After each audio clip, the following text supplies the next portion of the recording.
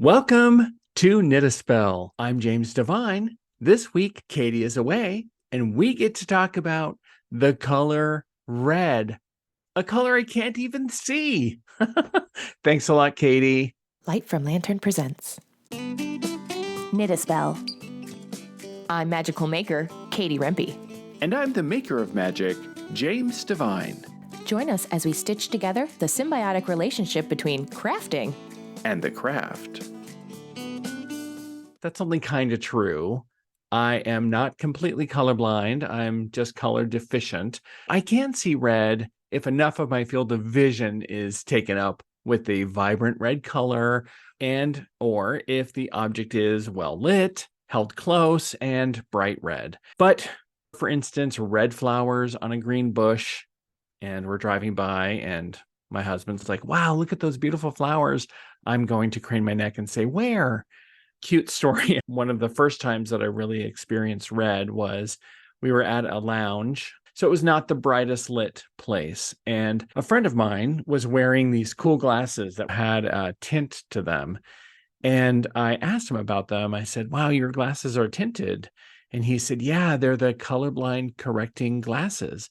And I didn't know that he was colorblind. And I was super curious because it was when everyone was posting, hey, Jim, have you ever thought about the colorblind correcting glasses on my Facebook? And I thought, oh, what? So they're by this company called Enchroma. And I was like, gosh, that would be so cool to see. It turns out that his prescription is similar enough to mine that I could actually see through them. And I asked him, could I see what it's like to look through them? He's like, okay. So I put them on, and we probably should have filmed it because it was a lot like those videos. I could not believe that in that sort of dim lounge that we were hanging out in, I could see red, like the little bits of red that are throughout the lounge. For instance, the emergency illumination lighting, I could see that red LED light.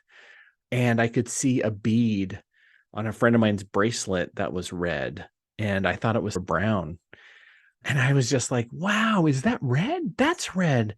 This thing is red. That candle over there is red. So all these things, I started to just be able to see like, oh, the people are wearing red lipstick. And it just jumped out at me. The takeaway from me was, oh my gosh, red is a very obnoxious color. It's really in your face. No wonder it's used for things that need to get people's attention. And that was something that I never really realized before. I've never really had the experience of red really getting my attention because it really blends in and just isn't really that vibrant of a color for me. So pretty fascinating. So for all of you that see red, yeah, I'm sorry. The world is full of this obnoxious color that's knocking you in the face all the time. And for all the companies that use too much red, how rude of them to overuse such a color. Abusive in any case. So let's talk about red. So there are surveys. So fortunately, there's research out there. What do most people who see red feel about red? So there are really interesting research surveys on the psychology of red. And of course, these are going to be different in different countries. In China and in countries that are not infused with Christianity and with a Western viewpoint. In the West, we tend to associate red really with courage, but also visibility, proximity, and with extroverts. The surveys also found that red, by a really large margin, is the color most commonly associated with seduction, sexuality, eroticism, even immorality. And this could be because of its close connection with passion and with danger, with warning signs, things like that. Along with black and white, red was one of the very first pigments ever used in ancient history, just using the dirt that was red, which is made out of hematite. Hematite is also known as bloodstone because hematite dust is red because of its iron. And when you polish or you cut hematite on a grinder, it bleeds red because of the iron. So it's one of the stones known as bloodstone. So hematite dust and hematite and red oxide. Ochre is another one. These are dirts that were used as red. And then there's natural red found in two types of insects and in a plant. So these ancient sources of red were used by ancient peoples as red dye, one of the first sources of red, way before any of the other colors could really be used as dye. And so you see this on cave paintings, you see it in all kinds of ancient rites people would use on their bodies.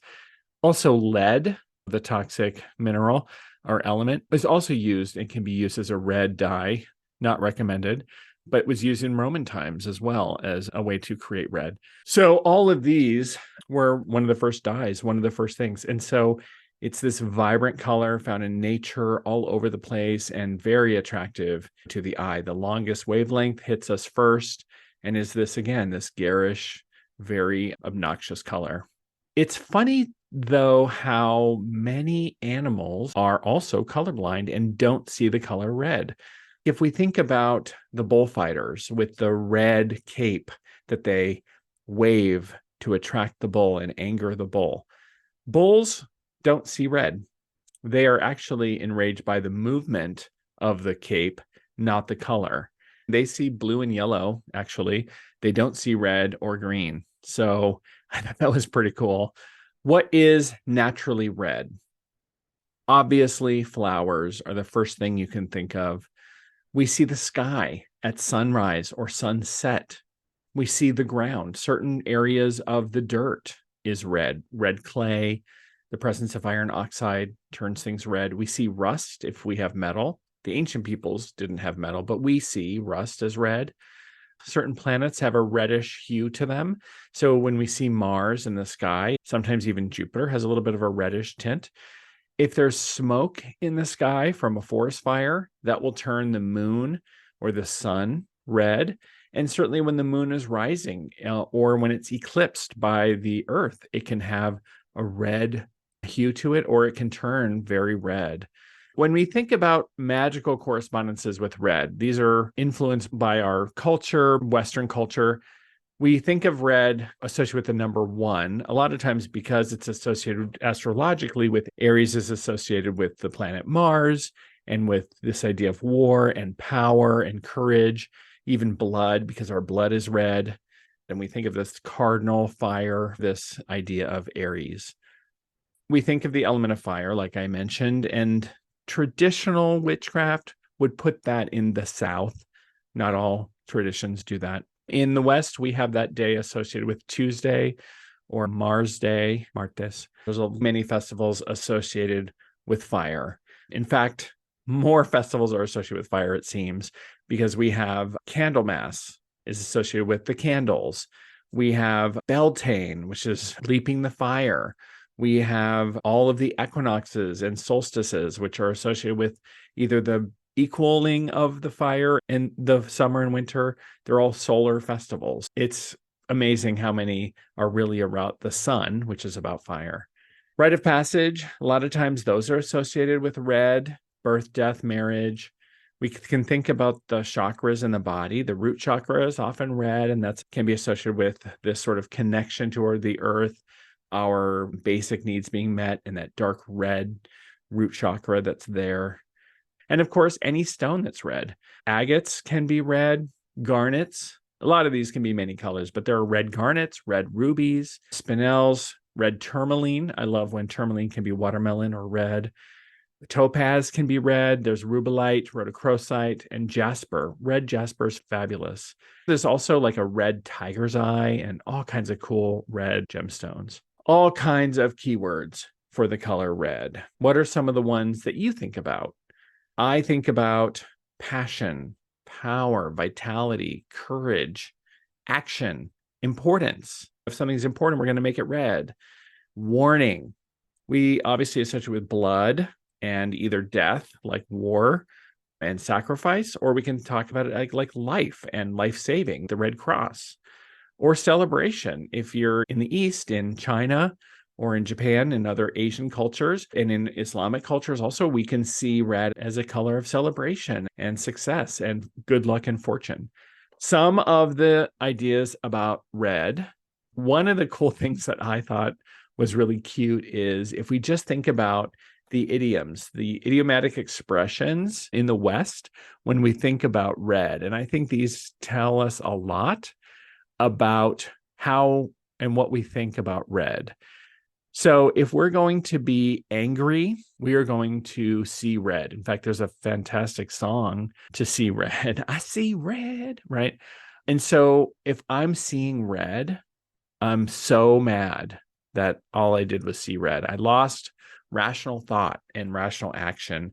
To go red-faced is to be embarrassed, or there's a little bit of like infuriation with that embarrassment. That's a really interesting term because we do think about how we go flushed or how our face will turn red. If we say we blushed, that's different. The connotation there is, oh, he blushed, and that's a cute, flirty type of embarrassment. How about this one? To paint the town red. That gets to some of the debauchery. We would assume that if you don't drink, you're not going to eat or drink anything, you're probably not going to paint the town red. But if you are going to let your guard down and devote yourself to the god Dionysus, we would say you're going to paint the town red. And that gets to this idea that red is associated with excess, danger, immorality, seduction, its connection with passion and danger. And we have the expressions around warnings, like to raise a red flag or to be in the red. To raise a red flag is to signal that there's a problem, or to be in the red is like accounting, like we are losing money. We can have calling attention, similar to that. It's a red letter day. It's a special or important day. That one's not common. But to roll out the red carpet, we're going to make a special effort to welcome you to my house, or treat someone as a special guest. To catch someone red-handed. I think that one's really fun as a palm reader. And that's to catch someone in the act, or catch them doing something bad or wrong or that they shouldn't be doing. And then there's a few that I just think is really interesting, like the idea of red tape as bureaucracy and a bureaucratic mess. A red herring is a false clue or a distraction or something that's purposely put in your way to set you off the trail. So I just thought that was fun to see some of those things. I don't really think about it when I say it. Sometimes it just comes out and I'm like, oh yeah, I am using that color red a lot of times. All right, let's take a break. And when we come back, let's talk about how we use red in art and in branding and ways that you might use red in your making. See you in a minute. Why learn palmistry? The Divine Hand method of palmistry will give you a transformative and empowering understanding of palmistry that is distinct from the conventional fatalistic approaches that are prevalent in other palmistry methods. Here are 3 major distinctions of the Divine Hand method. Number 1, freedom from fatalism. The Divine Hand method reveals patterns, not predictions. Number 2, rubrics and patterns.